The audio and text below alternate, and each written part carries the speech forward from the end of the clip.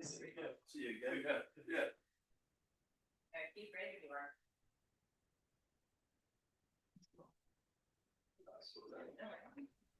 Welcome, everybody. It's good to see everybody today. Call this meeting of the New Shoreham Town Council to order. Today is Wednesday, April 15th. You have scant 5 hours to file your federal and state income taxes. It is 7 p.m. I wanted to say something. Before we get to public comment, I've gotten a couple of questions, comments, et cetera, about the non-owner occupied tax. I think people are getting bills, maybe. Isn't that what we learned, Amy? Some people would have gotten notices, yes. Yes, I've gotten notices about it. And I just want to say for the record, and maybe I'll say it before every meeting for the next several weeks, but that is a state tax. That is not something that the New Shoreham Town Council passed.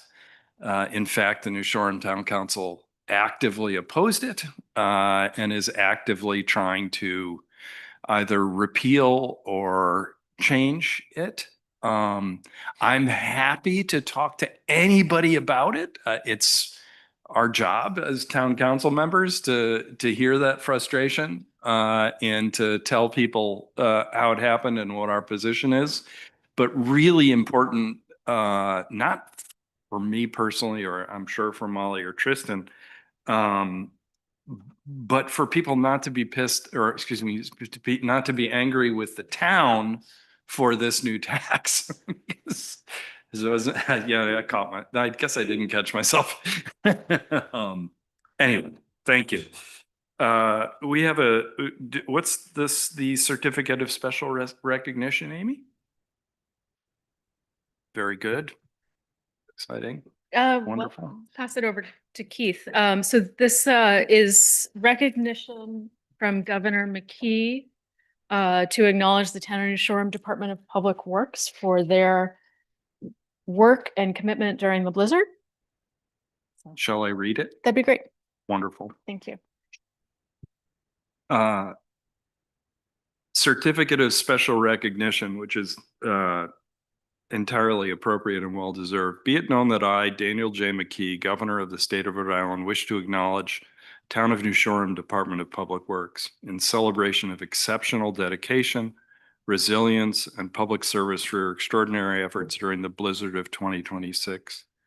As Rhode Island faced the most severe winter storm in our history, marked by record snowfall, dangerous winds, creating life-threatening conditions, the department worked relentlessly around the clock, operating plows, emergency support vehicles to protect and ensure the safety and mobility of residents across Rhode Island.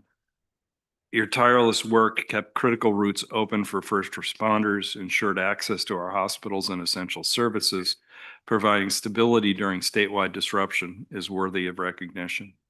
For your steadfast service, unwavering perseverance, I hereby commend and honor the department with profound gratitude. Your actions reflect the highest standards of public service. On behalf of the residents of Rhode Island, I am pleased to issue this certificate of special recognition. You have my best wishes for your continued success. Thank you. It's a beautiful certificate. I think it's important to note our Department of Public Works did this while down at least one person, if not two. And I'm sure that the governor and I know the three of us would want to make sure that this was extended to the contractors and others who worked during that storm. It was a wide community effort from public safety, police, public works, some volunteers who just had big trucks, contractors, rescue squad, health services, the utility district, as we've singled out. It was an extraordinary effort, and that was very kind of the governor to do this. Is there any public comment tonight? Oh. We have a consent agenda and I actually, have a question about C. I think I can just ask it, if that's okay with you, Amy. Mhm. It's directed at you. I notice, that it uses the word resident. And I must say that gave me a little pause, because we do have so many folks who own houses here and come in late spring and stay, stay into the fall. Some of whom I know personally who have these kinds of medical appointments that these are called out for. And I wondered whether that was something that came from DEM or came from, how that worked. And That it is an explicit and deliberate part of the policy. I believe was also there last year. I think it was. And the concern is that one, capacity, can we expand to that broader population and still meet people's needs? Yeah. Or is our first priority those who live here year round by choice, Mhm. as opposed to maybe able to choose, given circumstances, other accommodation? We just had to draw a line somewhere. Yeah. And there is still a little bit of flexibility in terms of the two emergency spaces.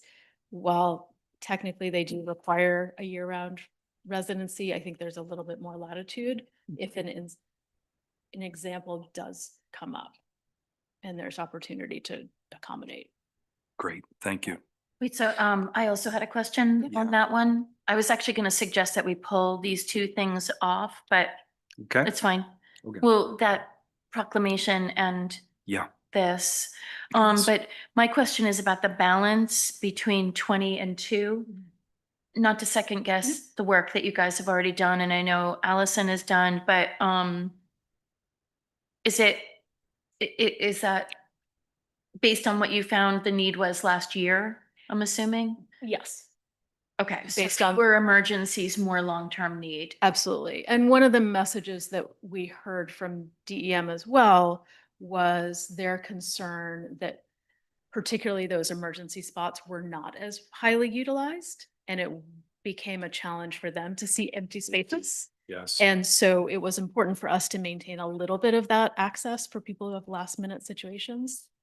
So we didn't want to go to 24 and 0, which was the Right. suggestion they put forward.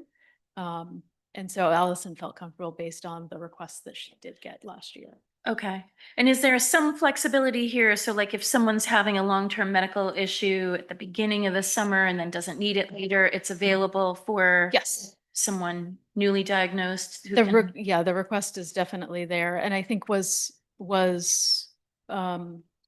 accommodated that if you no longer needed the space, surrender so that somebody else could use Okay. it. Great, thank you. That's my questions. I think one of the other things I would add is as those requests do come in and the applications come in, sometimes we can pre-slot people. So you know that your intensive need is in August. Well, we probably won't give you the pass right away, but be able to let other people use the June and July spaces. So, and again, people are so open to this additional accommodation that they're willing to work. Sure. everywhere. Yeah, it was super helpful last year. It That's was. great. I mean, you wanted to talk about the proclamation because I do. I mean, I'm just wondering if it's something that our Chamber of Commerce could write something up that was a little bit more, I don't know. I'm not Well, interested in this. I think one of the strengths of the council since I've been on it is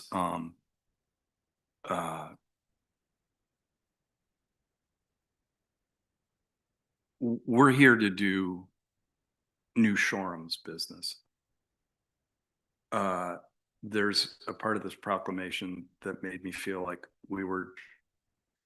they were collecting resolutions to do the Small Business Chamber of Commerce's business in Washington DC. And I'm not particularly interested in doing that.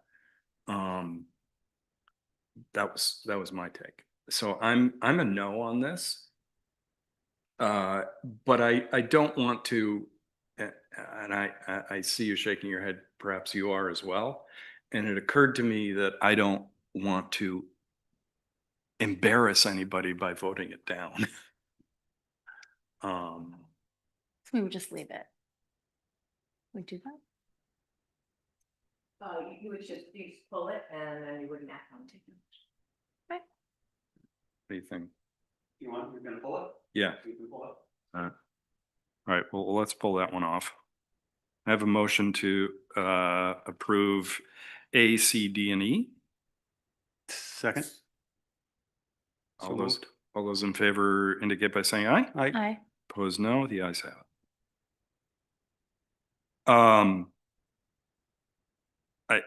I feel like we should do some kind of a dance here because we're actually making appointments to sewer and water. John, how long have they been on the for over a year, I think. But we have to both Water and Sewer Commission, Joel Brenneman and Peter McNerney as full members. Terms expiring 4/29. Let's see, Joel Brenneman's expires April 29 and Pete's expires April 2031. And then Lyle Carey is an alternate member of both for a one-year term that expires on April of 2027. Can I have a motion to approve those? So moved. Second, Second. Second. all those in favor indicate by saying aye. Aye. Aye. Opposed, no. The ayes have it. Vacancies remain on Commission for Motor Vehicles for Hire. That's the next one. That was not- Almost as long, if not longer. Old Harbor Task Force, Police Advisory, Age Friendly Community Task Force, Sewer District Committee and Water District Committee. There's one more alternate.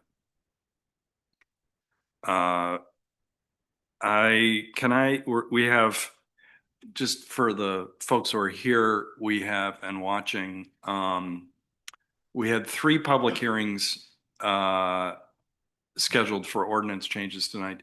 2 of them are not going to occur tonight, but we're going to open the public hearing. We're going to postpone them to a date certain for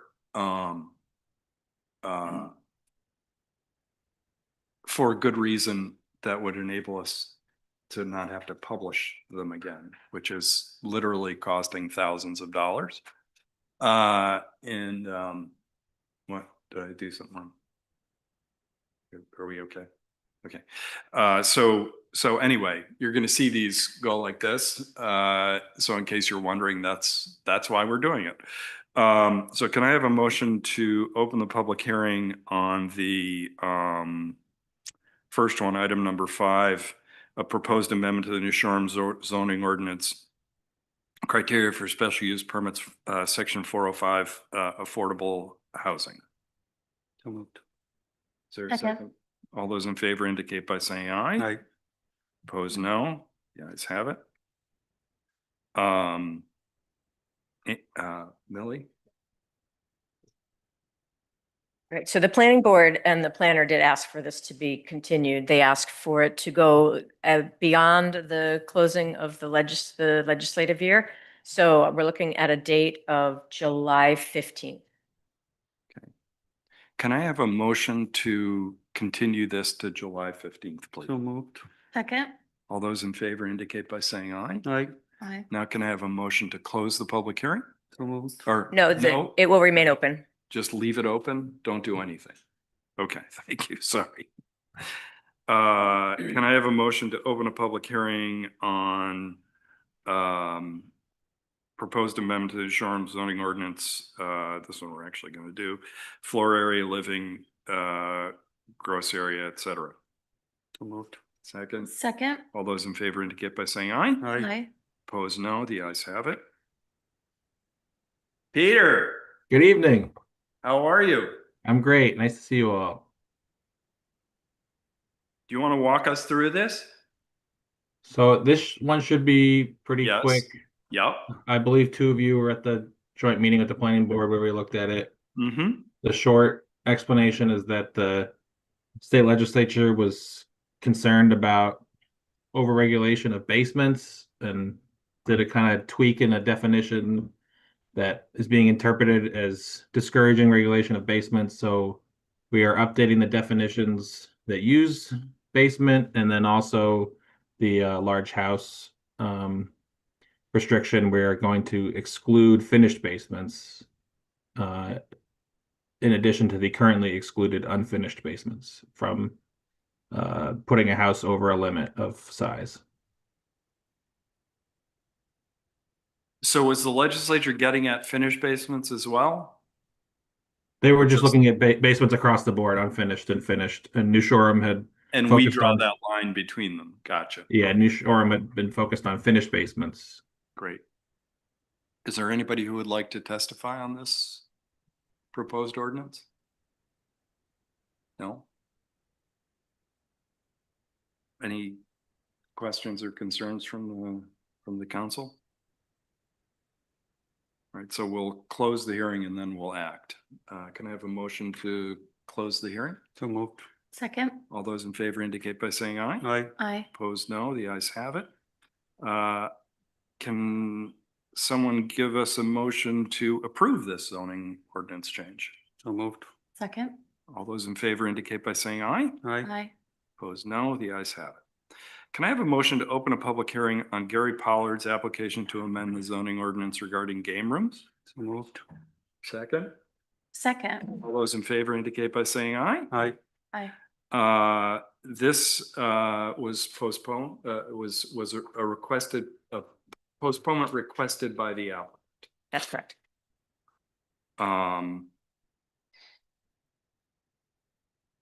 I know that the email that I saw asked for it on May 5th. And as I expressed to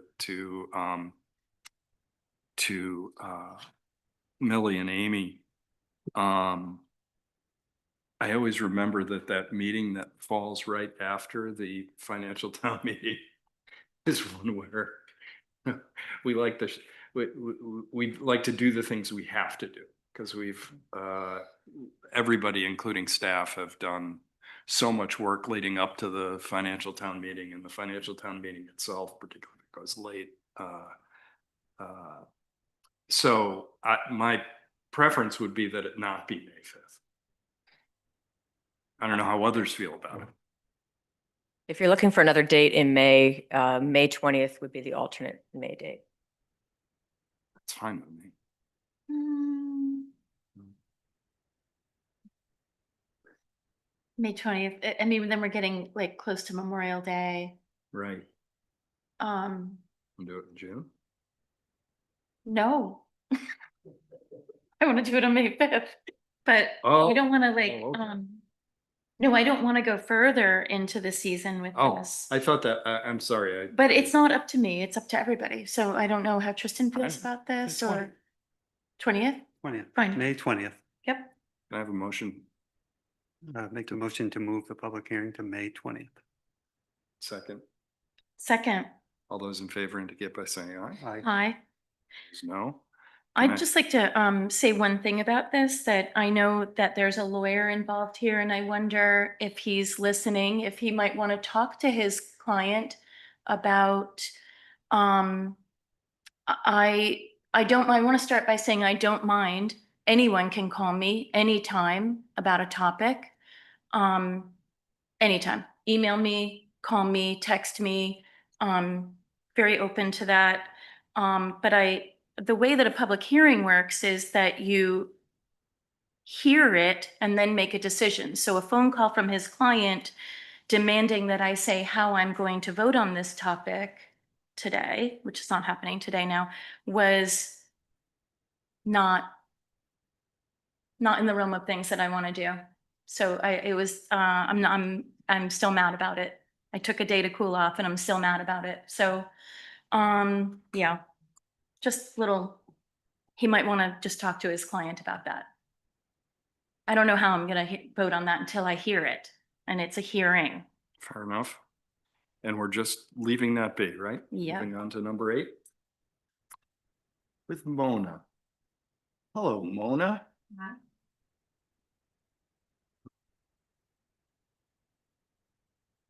Hi. Anything So, sticking out at you? pardon? Is there anything that here that's sticking? What- I view this as an opportunity really to talk about things that worry you or Yes, please you. or just want or- to be pointed out. Yeah, Yeah. definitely. And so I did the quarterly notes for this period, trying to see how that works for the council. And just some, we're definitely in a much stronger position when you look at revenue over expense year to date compared to last year. A lot of that's driven by the changes in the legislation around the revenue. This is the first month that we have seen the whole house rental tax reflected. Because there's that lag, you're going to see what was collected for January. And so that is approximately $39,000 that showed up from the state in relation to that whole house tax. Other than that. Would you be offended if I asked you to remind me, since you've only told me 42 times, to remind me the 43rd time what that tax rate is? Sure. So as of January 1st, it's a 2% local tax on both whole house rentals and hotels. Used to be 1% just on hotels. And also the 5% state tax is also on whole house rentals when it wasn't before. And we get 25% of that 5%. Right, gotcha. Thank you. Yes, and other than that, short-term rentals have exceeded what we had budgeted. They're at about 103,000. Our building permits are strong. That's took in a nice amount for March. And then let's see. Other than that, just making sure. We're going to see in Public Works, we're going to see some overages in the overtime and the snow removal line just due to that February snowstorm. Did a check come along with this?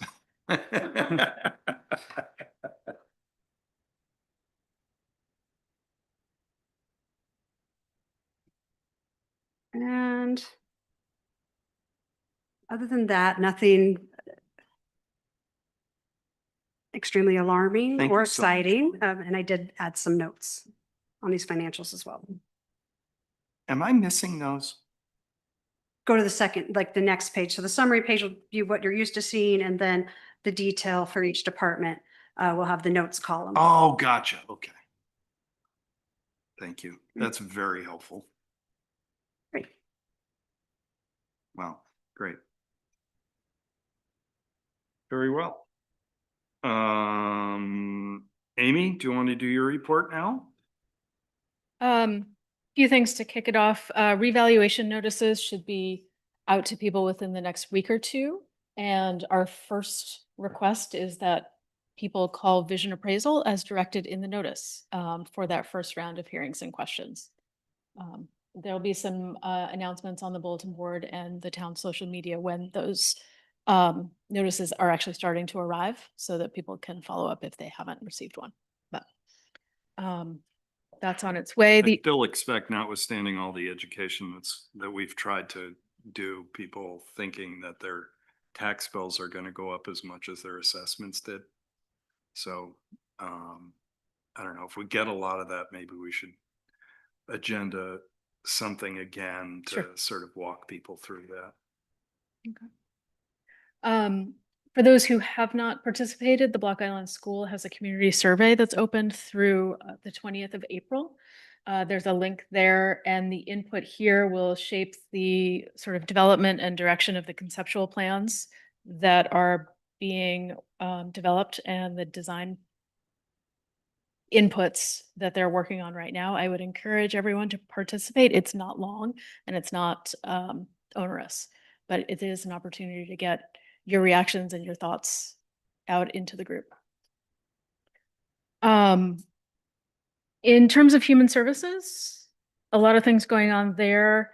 The Age Friendly Initiative has been meeting, so those who are interested can join those public meetings. Their focus right now is very heavily on transportation, both on island and off island. So if those are issues that are important, please participate. And a couple solutions that are being pulled together should be really helpful to people as they're implemented over the next year or so. In harbors today, they restocked clams, which is always a fun day. And that does mean that Andy's Way and some of the other areas will be closed for a week as required by the state. I think there were 35,000 quahogs that were. I've done that restocking on days that whose weather was far more challenging than today. This was perfect. That's great. At the library, elevator installation is moving along. A couple punch list items, and then we'll be able to schedule the state inspection. So that should be up and running before the season is in full swing.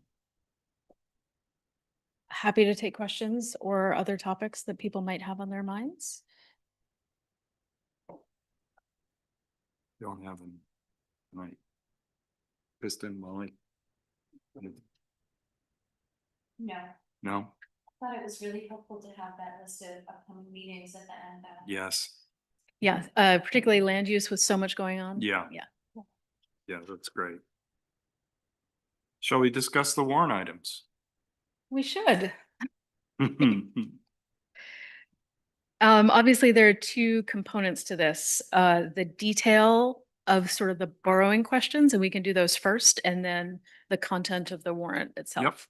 Probably easiest to just go in order. Yes. So first, we've spent a fair amount of time talking about, but engine 4 replacement, which is a borrowing or fund balance question for $1.1 million. For each of those items, you do have a one-page Yep. detail, which is hopefully helpful. It's very well put together, I thought. Thank you. Thank you. Thank you. Anything we need to talk about or follow up on that topic? I don't know. My feeling about these borrowing warrants generally is I default to yes because they're questions for the entire community to address at FTM. That's kind of my philosophical position. So I don't have a lot of questions about it. And I feel interesting about all of that. I think that that's a question for the voters. Yeah, it's ultimately up to the voters on what they want to approve. I would just say at first, without doing any needs assessment or feasibility study on additional equipment is not an acceptable standard that we should be, engaging in. The other thing is still, I'm like the broken record up here with the new piece of equipment that's due to come in. We still have a housing situation. Working on that. Well, figure it out later is also not acceptable, but.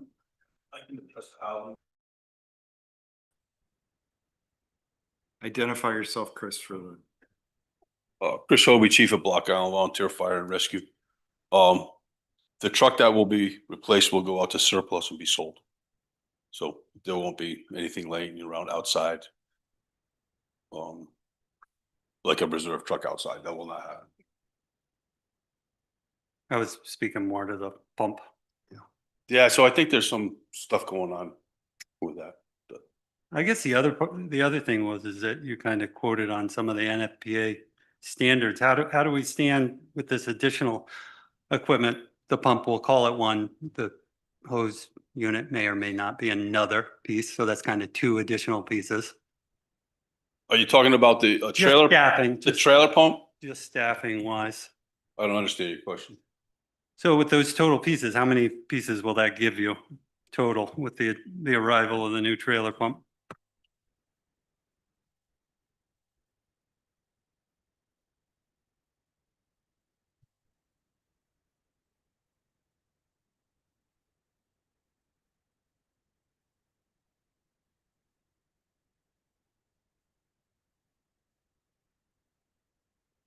So right now, inside the station, we have engine one, engine two, engine four, tanker one. Ladder one is in there also. Ladder two is out in the temporary building. Truck four is outside. SRU is inside. UTV is in a Con Ed container. Rescue 1, 2, and 3 are all housed. So I think, I was just getting more to the actual staff. I mean, in particular in the winter months when we're, when there's, all of us go on vacation, but I'm just more concerned with adequately having staff for all these pieces of equipment. Right, so also we have that mutual aid agreement within certain amount of time, we can have people from Westerly, Coventry, not Coventry, Westerly, Ashaway, Dunn's Corners, Narragansett, South Kingston, et cetera, as we had before. So I think it's important that we have equipment here in place that doesn't have to be brought from the mainland, and we bring the manpower over to help operate everything.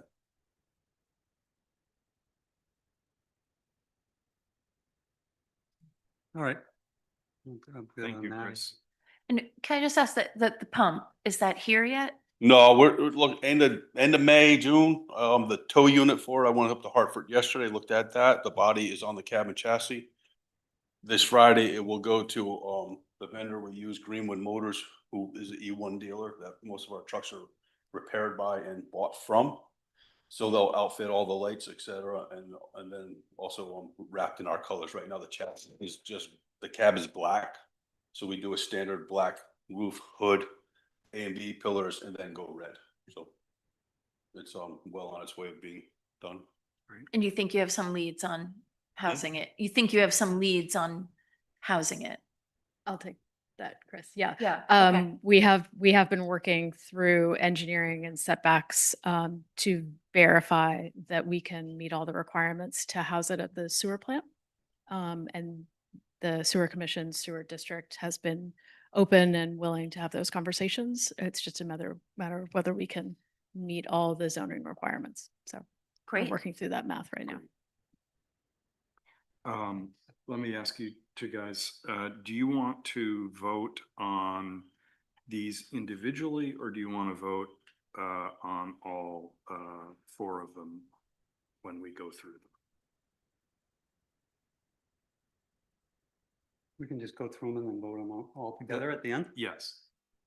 If Amy wants to speak to the next one. Great. Next one is the West Beach revetment. Again, we've had conversations, the total estimated cost, I have an up to $3.2 million. Currently, the project budget comes in about 3.1.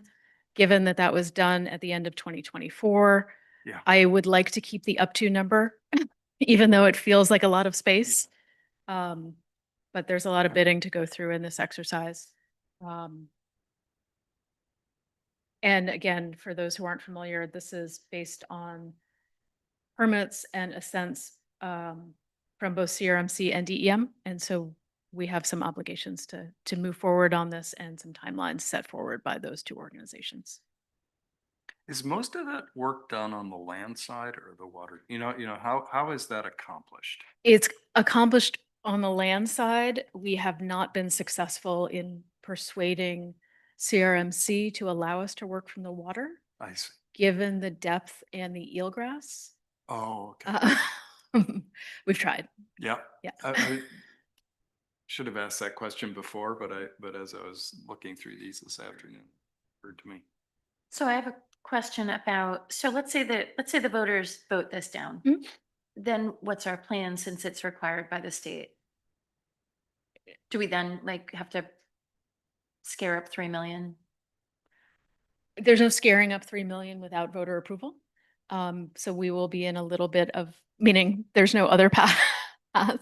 We'll be in a little bit of a a face-off with the state about how they're going to react and respond.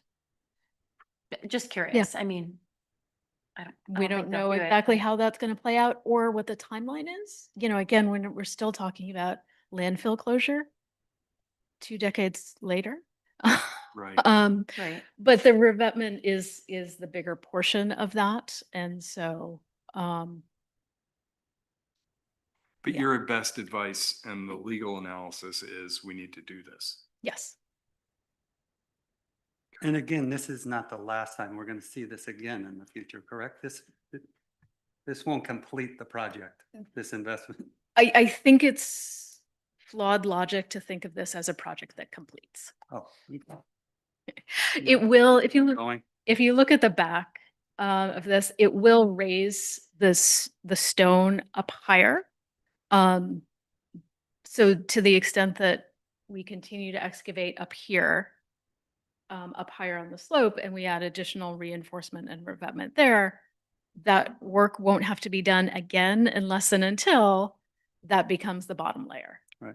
But we're always going to be fighting erosion On the slope. on the slope, wherever that is on the height, wherever it is on the elevation, and at the ends. So there's parts of this that will be ongoing. So will the existing path move back? Yes, I believe so. Okay. So it's a little hard to see, but there's a darker line here that represents the current height of the revetment that exists. And I think that's elevation 10. And this builds the elevation up to, I think, line 18, which is Okay. what the original program called for. But we didn't have the funds in place to do that. Right. I remember that. Okay. So, you know, on the one side, it quote unquote finishes what was originally proposed, but with erosion and a seaward facing exposure, you're never going to be done with that.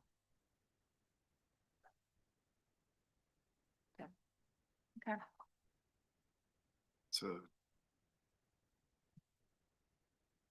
The next one on our list is a request to the water company.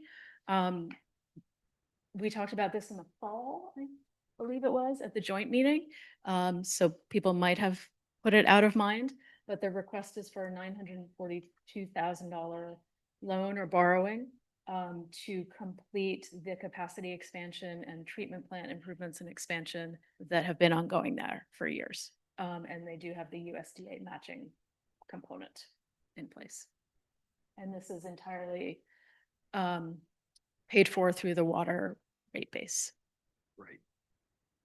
Anything you want to add, John? Yes. I would just add, I think everybody is blown away by the quality and speed and the work that you've done, and appreciate the work that you've done to develop that relationship with USDA, which has really been immensely helpful. So I appreciate that, John. Thank you. Well, you know, is there a construction project out here?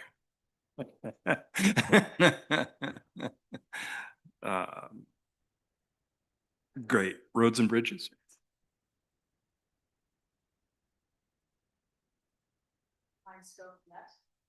What we have been doing in town roads and bridges over the last couple of years is having an authorization available so that we can participate in the road restore program. Mhm. It looks like we'll continue.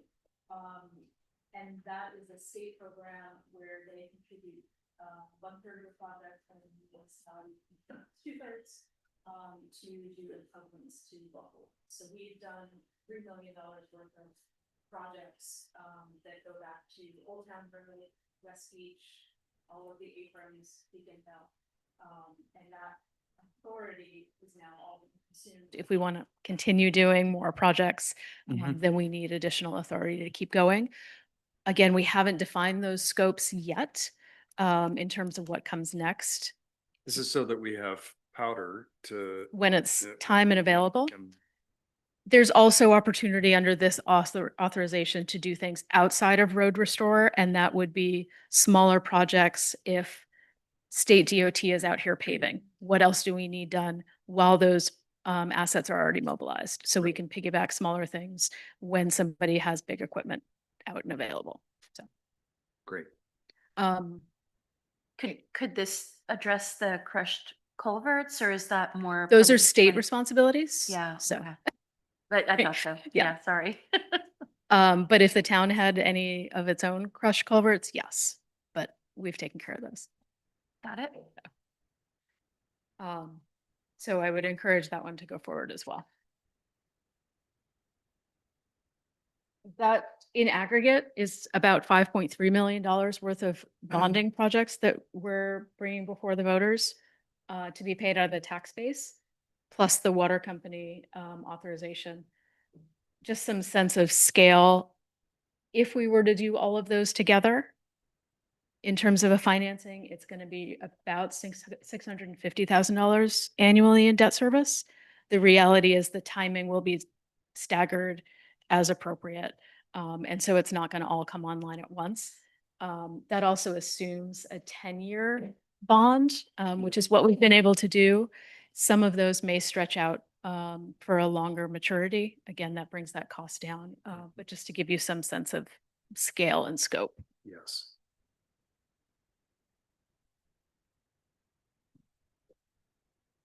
Any questions on any of these? David? David Lewis, Kunomis Road. This is not a question, but it's a comment. If I look back at all of the recent financial town meetings that I've been lucky enough to attend, when it comes to the warrant items, I find that there are numerous occasions when the project hasn't been suitably justified to the financial town meeting. Now, if you're sitting where I sit, both of the meetings, I know what the discussions are, and the warrant doesn't get to the level of discussion that allows a rational, and the warrant doesn't get to the level of discussion that takes place in this room. It really tells what the money's going to go for, but it doesn't include the justification of a sponsor, for example. So earlier, you were at the dais said, let the, we shouldn't keep this from the voters, let the voters decide. So my concern really is that sometimes the voters don't hear the gory detail of what the impact of either voting for or voting against really does. So I would hope that the sponsor,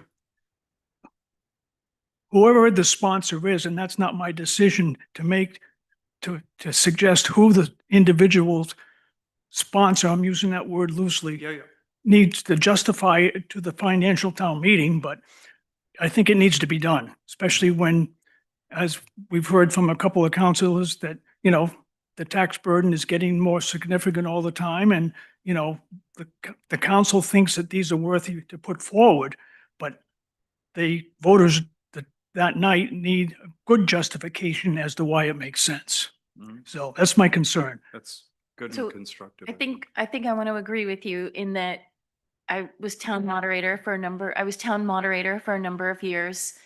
I always liked it a lot better when each department would make a presentation. I know that falls on to Amy now, and I think Amy will do a great job at it. But I agree. It's this entire process has been disappointing this is the most people we've had in the room for a long time. It's hard to not get feedback. Mhm. So, it would be great to have more input, and I hope people at financial town meeting will, but it seems to get lower every year, lessened every year. Right. So, you're right. Unfortunately, I'm in the position where I've put all the work on the town manager, not all of it, but certainly just to name names, Chris, John, they're both here tonight, but this precedes, this goes back several years, you can always talk about things that have been adequately justified in the public domain before the fact. Like the need for the new pumper was coming, obviously, with the Royal Hotel, right, in everybody's mind. It was obvious. Some things are less obvious. And we need to make those things become obvious to the public on financial town meeting night. So thank you. Thank you, David.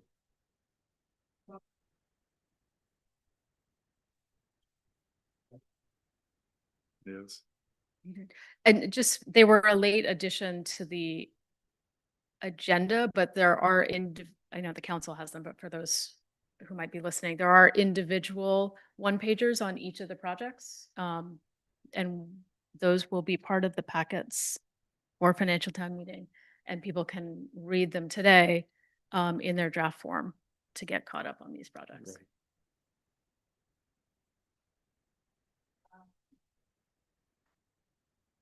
The rest of the warrant is its standard form. Hmm. Happy to do reminders about what certain sections are. If anyone has found an error, also would love to talk about those. But Well, I've said this since I served on the Charter Review Commission. It was Molly O'Neill's idea to have the plain language column, if I recall correctly. And I think it is really helpful. And I know it requires additional work and stuff, but I really like it.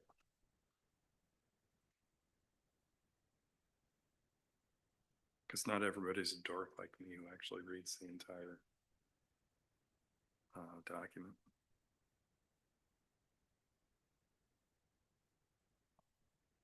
So I don't know whether anybody has any questions, but I'm going to ask a procedural question of Millie while we're thinking. You can do a motion that does the 4 capital items in the FTM warrant.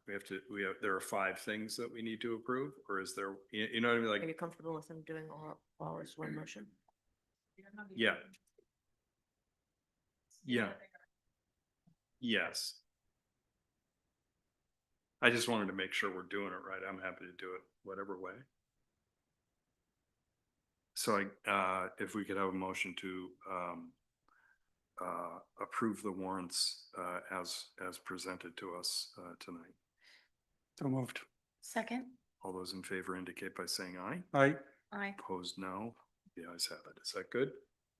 Gets us right? And just for clarification, that negates the need for a special meeting that was scheduled for On the the 22nd. 22nd, yes. So people can take that to their calendar. Yes.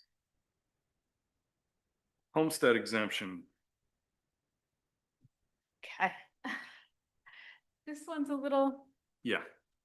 frustrating, in that I did meet with the Board of Assessors recently, and we all agree that we're not far enough along to implement the next stage of this. If you think back, this homestead exemption was really designed for people who live here year round. And we had talked about expanding it to provide similar incentive for other year-round housing arrangements. And this would be mixed use examples where it is used year-round for a residential purpose. Those are currently excluded, or rental situations where a home is rented year-round to a year-round resident, and then they could benefit from the exemption as well. Between this changing state regulations and the assessment data necessary to do that well, we just don't feel like we're there yet to be able to implement those expansions cleanly. But the exemption as currently written does sunset this year. And so if the council wants to continue that program, we need to do an ordinance amendment. And so, like I said, I did meet with the Board of Assessors. They are supportive of putting this forward. But that's what's in front of us today, a recommendation to amend the ordinance to remove the sunset and continue the homestead as it currently exists. Doesn't mean we can't go back and change it later. But if we do nothing, then the homestead exemption would disappear and not apply to the current year July tax bills. Right. And we did the sunset because we had hoped to do this other work, if I recall correctly. And that was it. We did that. It was a 2-year Mhm. thing. So are we renewing it for 2 years? That's Or- really up to the council. The way that I've drafted it, just institutionalizes the homestead exemption, but we can certainly do another sunset. Everything is open to consideration by the council. Did the Board of Assessors give any idea of like, could it be next year? Or were they just not this year?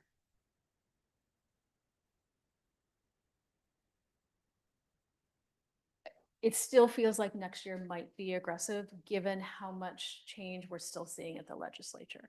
So things like changing, I think we talked about this last meeting, a bill that's currently been introduced to change somebody who rents their home from a residential to a commercial use. Again, probably not going to pass, but those kinds of pretty material changes in assessment approach would have pretty big impacts. Okay.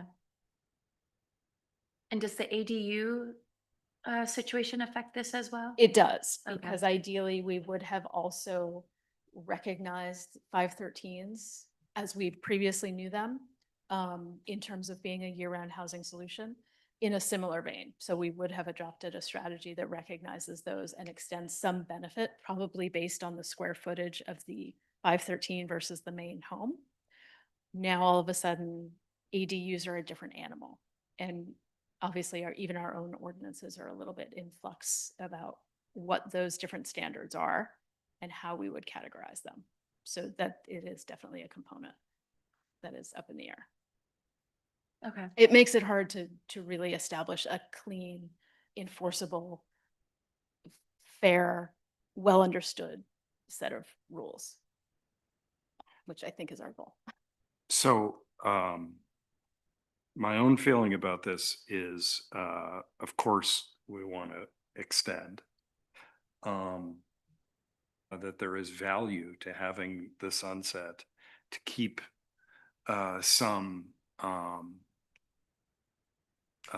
pressure on us to focus on what I think is a real missing link or missing factor. Particularly, I mean, we have over the last couple of years really made some statements around how important, for example, rental housing is going to be upcoming, and how important ADUs are for solving some of that. We want to be providing whatever incentives we can for those kinds of activities. So I mean, it goes without saying probably that I want to extend. I still support the idea of a sunset. Not because I ever think it's going to sunset, but because it keeps the ball in the air. And I think that's important to do. We could do it just continue it for another year with the sunset clause again. I think she's saying two, she'd It's prefer two. two. Yeah. So, Like you said, you're not going to be able to achieve some of those things on the commercial properties in 1 year. So in this draft, we would not have the lined out section. We would have this section shall become inoperative on May 23rd, 2028.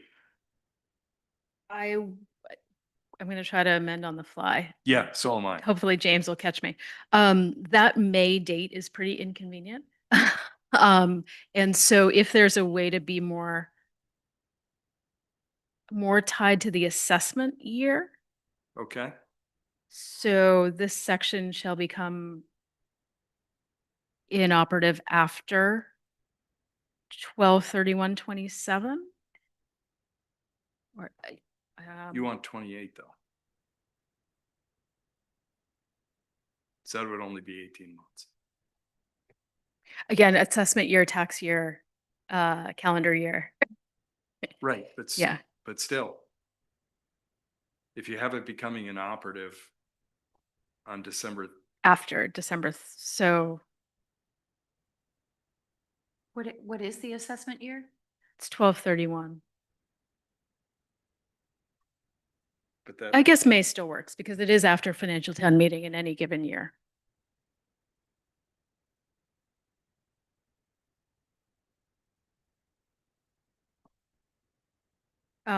Maybe just go to May 31st, 2028.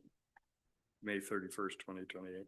So it would read, this section shall become inoperative on May 31st, 2028. And as of May, change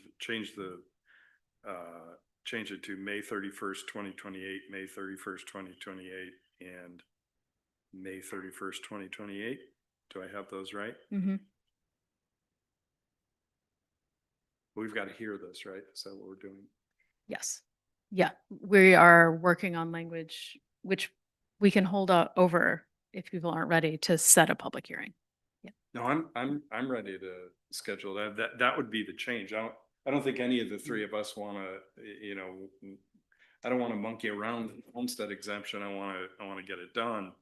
I just want to keep our collective feet to the fire on focusing on this other stuff. Right, but because there's a lot of people counting on this next piece to happen. Yeah. I get asked about that a lot. So. Yep. 2 more years. So, do you have anything more on this item, or shall we move to setting the public hearing date for this? 2 more general Okay. comments about assessments more Yep. broadly. Yep. That you will see in front of you. As part of the revaluation, we'll also need to be amending the veterans exemption. Because we are still just finalizing the role. We can't do that quite yet, but Okay. you'll see that coming up shortly. Okay. Again, that'll be a public hearing to amend the ordinance Okay. in the veterans We've talked exemption about amount. that before. We are supposed to do it every reval year, and we Gotcha. have not always been good about that. Okay. And then the other thing, because we didn't say it out loud, is the clarification that the amount of the exemption is set by vote of the council each year. So that will be on an agenda after financial town meeting to vote on the Right. amount of the ordinance, the amount of the exemption, which currently is 20% and has been. Right. But that's an annual action of the council. So just previews of other things that are coming.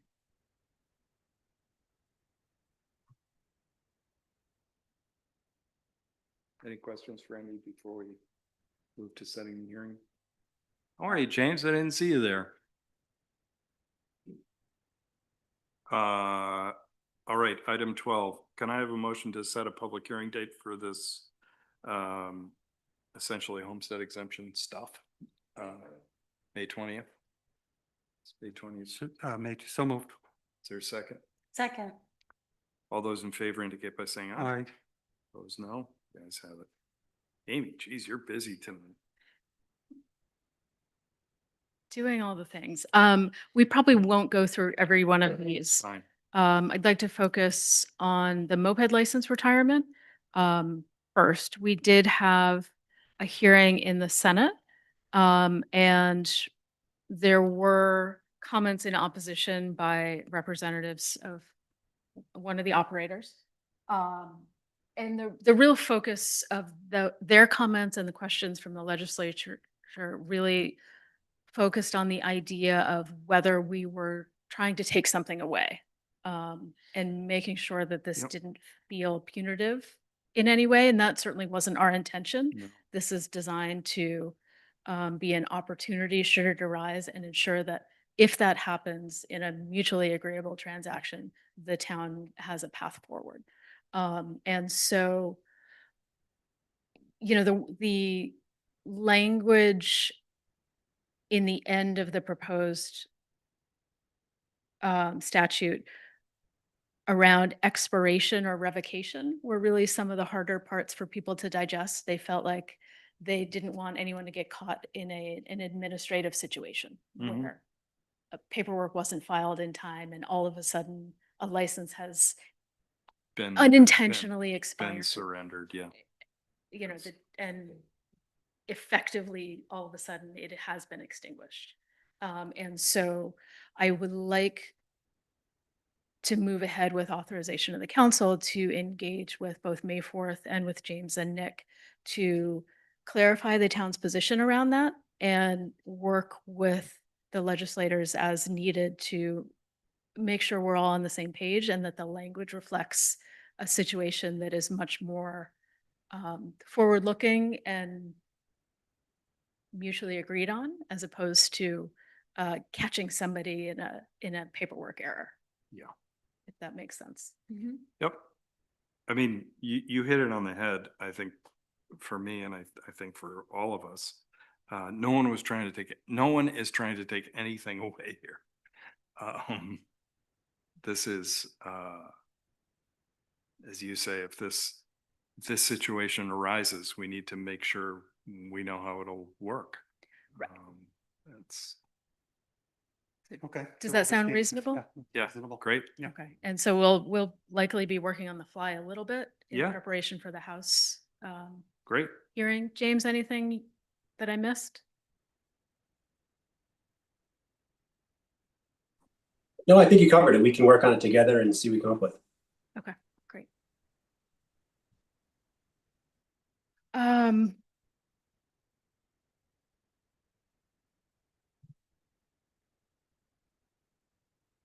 I'm not really ready to get into details, but there is some positive movement on the DOT, or at least movement. So hopefully we have some updates there. And then on the non-owner occupied property tax, again, some meetings that are scheduled with leadership that will hopefully continue to move that ball forward. You know, you and I never spoke. We were on that. We never, it's so crazy how frequently we talk. I gotta tell you, this is a monumental implementation challenge. So I don't know whether you guys dialed in, but they did that.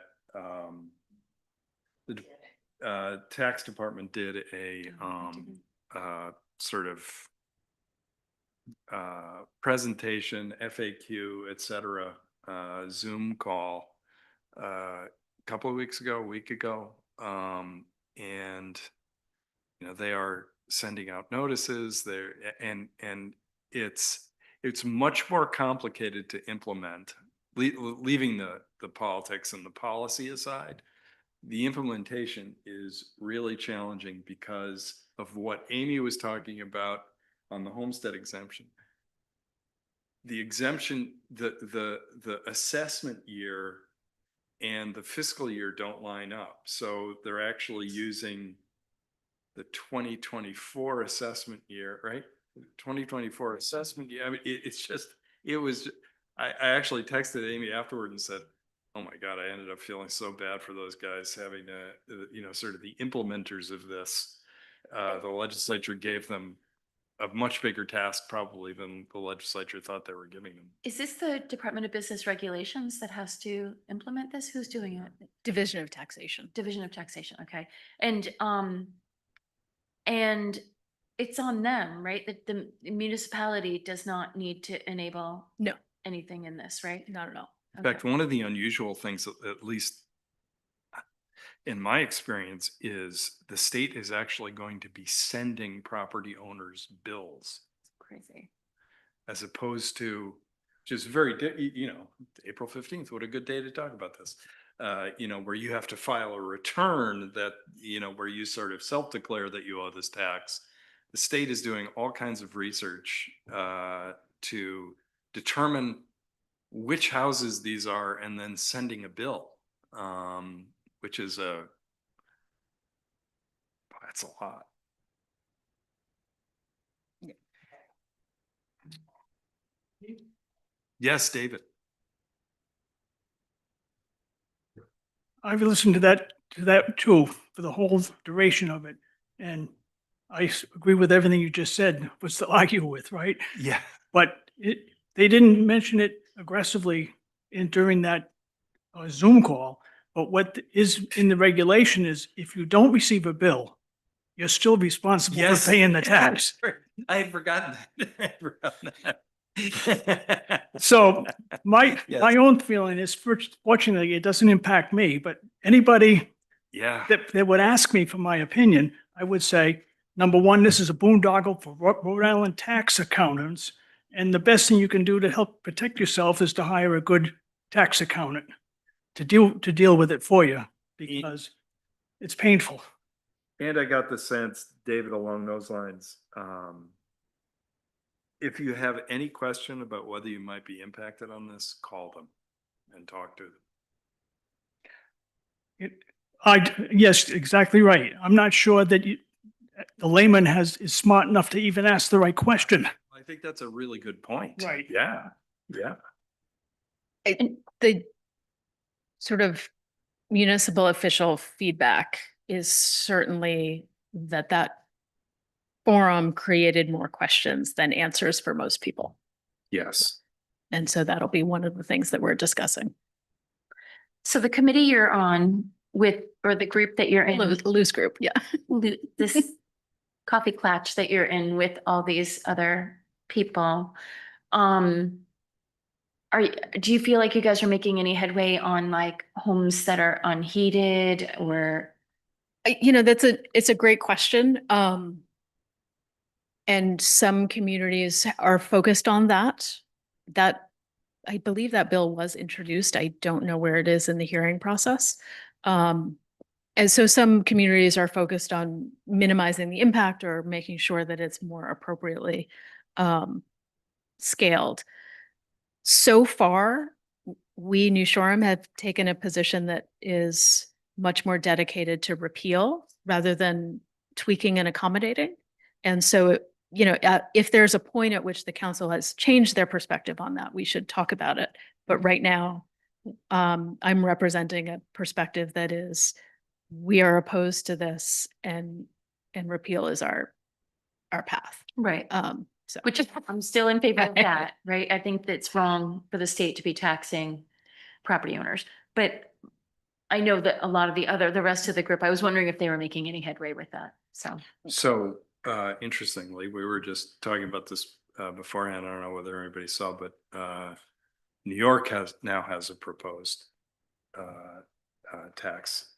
Their floor is $5 million.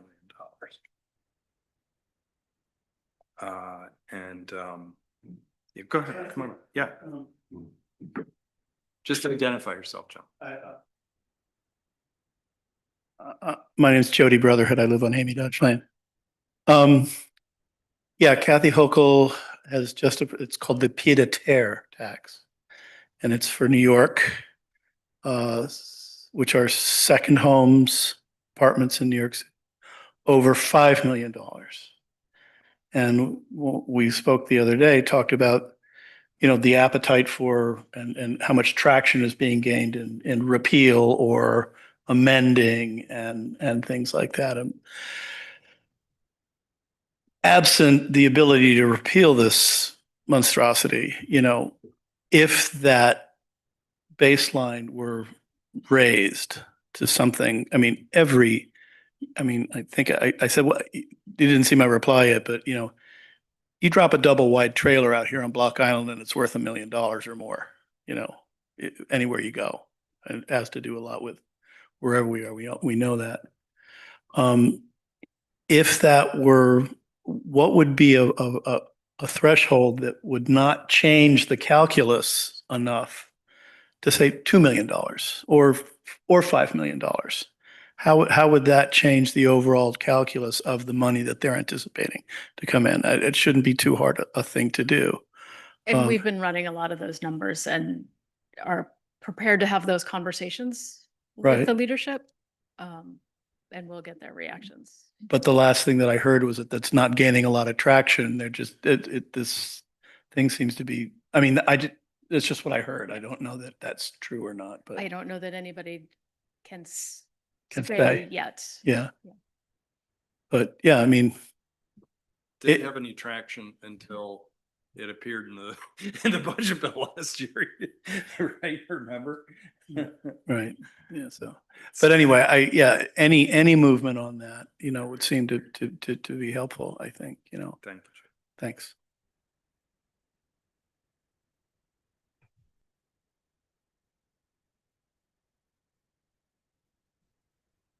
So I think we're on to. Wait, can I just ask really quick, have they said anything about the driver's ed one? I have not heard anything. I was waiting for May 4th to let us know when they were scheduled for hearing. Okay. So just I'll double curious. check. Thank you. there are a few things here that they're following up on and digging into a little deeper. Joint municipal? Are we on this joint municipal? Yeah, Millie, do you want to take this or you want me to? Or I think, so Millie had sent around Yeah. the communities that had signed on to the other resolution. Because some counselors were looking for some context about who's in this party and who's not. And then that had two different versions in terms of its intensity. And then, do you want to speak to this? Yeah. Certainly. So this is, what's in front of you now is just a version of the light, which is kind of how I referred to that, meaning it doesn't have any directives for the attorneys. It's more like we want to get together. I did include some language here talking about, the uniqueness of Block Island.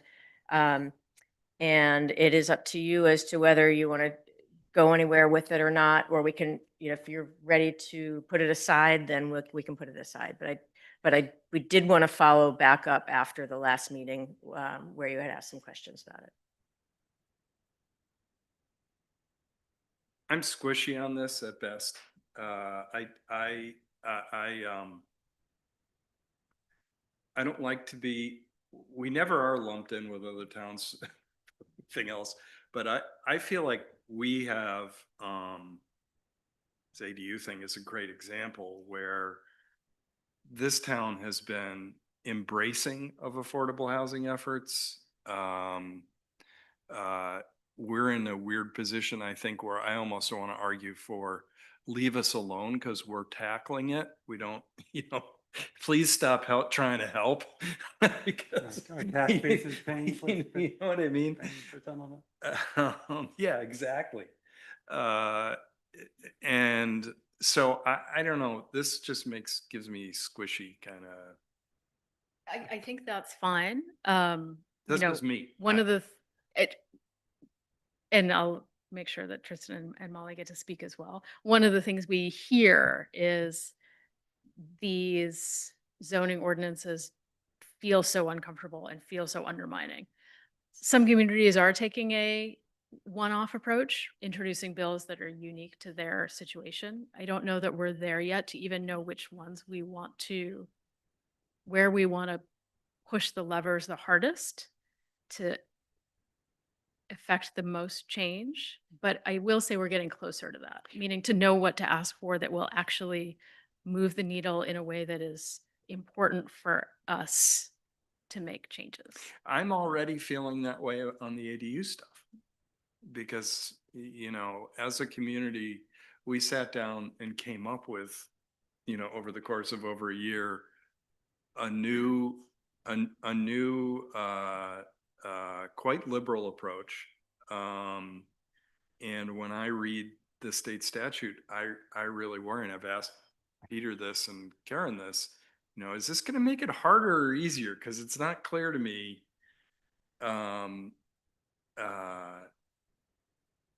whether it undermines some of the work we've done to try to provide a clear and smooth ride to getting approval for an ADU. And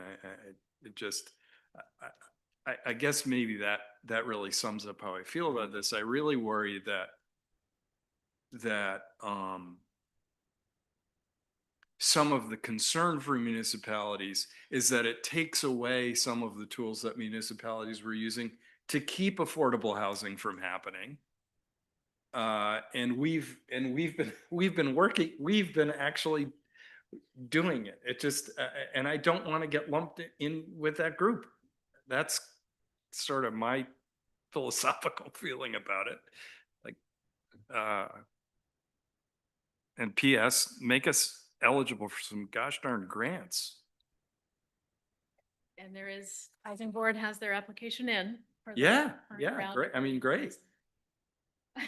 But even that, I mean, what I heard, I think someone may have sent us something about how challenging it is, given our construction costs here, to even make it make it to the starting line almost. It felt like. so, you know, I mean, to me, I don't really want to do this, obviously. But I also don't want to give up on this notion, or I think we should work on this notion of maybe we should do our own housing bill next year. We're unique enough to need it. Maybe that can include some threshold on something we've talked about with school aid. Shouldn't there be a basic minimum? If you're making the appropriate effort and your state taxes are going to support, and I voted for it, a housing bond issue, and none of that money is coming back in any way. I mean, I think that's nonsense. Yeah, and I think along those same lines, this the non-owner occupied house tax, that we are affected by more than any other town in the state. And I know every time I ask you, you tell me the same thing. We're not going to get a penny of that back for the housing here. Right. And not that I think it's okay to tax, for the state to tax homeowners if we're getting the money back, but to just have the double whammy of not getting any of that money back when we have housing that needs to be refurbished and we have housing needs that are our future housing needs. It's very frustrating.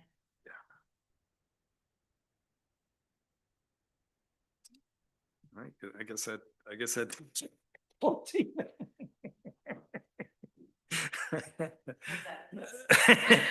Moving on. Any new items that people want to raise for future meeting? No? Can I have a motion to adjourn? Second? All those in favor?